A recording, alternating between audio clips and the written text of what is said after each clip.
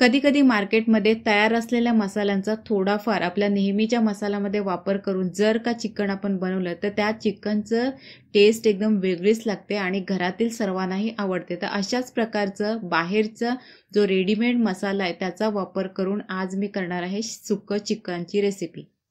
Chicken म्हटलं तर माझ्या घरी चिकनच्या पीसेसपेक्षा जो मसाला असतो तो खाण्यावर जास्त भर दिला जातो, त्यामुळे मी कधीही चिकन 100 रुपयाचंच आणते आणि त्याच्यातही मी 2 भाग करते, बोनलेस चिकन आणि हड्डीवालं चिकन। जे हड्डीचं चिकन असतं त्याचा मी रस्स्यासाठी वापर करते आणि बोनलेस चिकन आहे त्याचा मी सुक्या चिकनसाठी वापर करते। तर त्याच प्रकारे मी हे थोडंसं चिकन घेतलंय, त्याचे 2 भाग केलेत।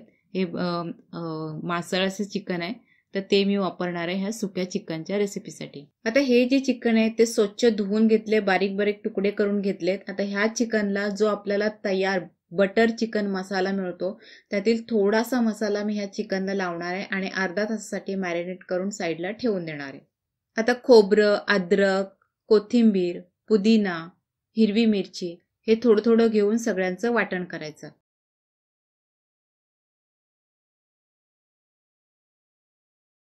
फोडणीसाठी घ्यायचं तेल, लसूण, आपण जे वाटण केले ते टाकायचं। त्यात आपला हा घरगुती मसाला 1 चमचा टाकायचा, थोडी हळद, तेलावर चांगलं सगळं फ्राय करायचं। हे वाटण चांगलं तेलामध्ये फ्राय झालं की ते आपण मॅरिनेट केलेलं जे चिकन आहे ते टाकायचं, तेलावर थोडं परतून घ्यायचं आणि झाकण ठेवून हे थोडा वेळ शिजू द्यायचं।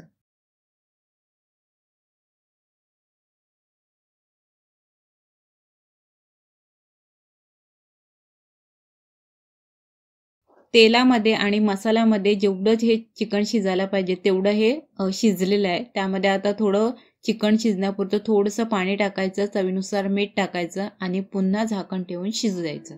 कधी कधी काय होतं, मसाल्यामधील थोडासा मसाला उरलेला असतो, त्याच्यामध्ये आपलं ते जे काय आपण बनवणार असतो पदार्थ तो तयार होणार नसतो। मग तो जो थोडासा मसाला आहे तो आपण फेकून न देता थोडं वेगळ्या ह्याच्यामध्ये थोडंसं टाकून आपण त्याचं ट्राय केलं तर अजून एक वेगळ्या पद्धतीची रेसिपी बनते। तर अशाच प्रकारे हे मस्त असं तयार केलेलं हे चिकन आहे, हे सुकं चिकन खूप छान लागतं, सगळ्यांना आवडतं आणि नेहमीच्या चवीपेक्षा थोडं वेगळं लागतं कारण ह्याच्यामध्ये तयार मसाला पण असतो आणि आपण घरगुती नेहमीच्या पद्धतीचा मसाला असतो तो पण असतो।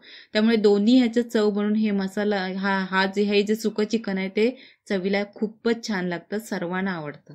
रेसिपी पाहिल्याबद्दल थँक्यू। मी ट्राय केले, तुम्ही एकदा कधीतरी एखादा मसाला उरला असेल तर एकदा ट्राय करा, तुम्हालाही आवडेल।